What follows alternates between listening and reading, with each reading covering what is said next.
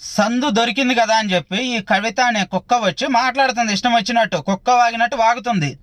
ఈమెను ఆడామైనా సరే గౌరవం లేకుండా కుక్క అని ఎందుకన్నానంటే, కట్టుబొట్టు మంచిగా ఉన్నంత మాత్రాన సరిపోదు. ఒక ఆడామ నలుగురిలోకి వచ్చి మాట్లాడేటప్పుడు భాష అనేది మంచిగా ఉండాలి, ఆ ప్రాంతాన్ని గౌరవించేటట్టుగా ఉండాలి. కానీ ఈ కవిత పార్టీ పెట్టిన రోజే బీఆర్ఎస్ వాళ్ళని ఆ తెలంగాణ కోసం ఏం పీకి కట్టలు కట్టినమని చెప్పి దేశ రాజకీయాల్లోకి వెళ్ళారని మాట్లాడింది.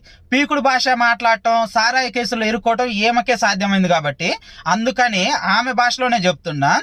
మరి ఇప్పుడు ఆంధ్ర వాళ్ళని తరిమేత్తా విగ్రహాలు బగలగొట్టి పంపిస్తాం అని చెప్పి మాట్లాడుతున్నావు. పనికి మాలిన కుక్క. మరి 10 సంవత్సరాలు మీ అయ్య అధికారంలో ఉన్నప్పుడు నువ్వు కూడా అధికారంలో ఉన్నావు కదా, మరి అప్పుడేం చేసినావు? మరి ఆంధ్ర వాళ్ళ సంఖ్యెందుకు నాగిను? అప్పుడైతే మాత్రం మంచిగా రుచిగా ఉందా?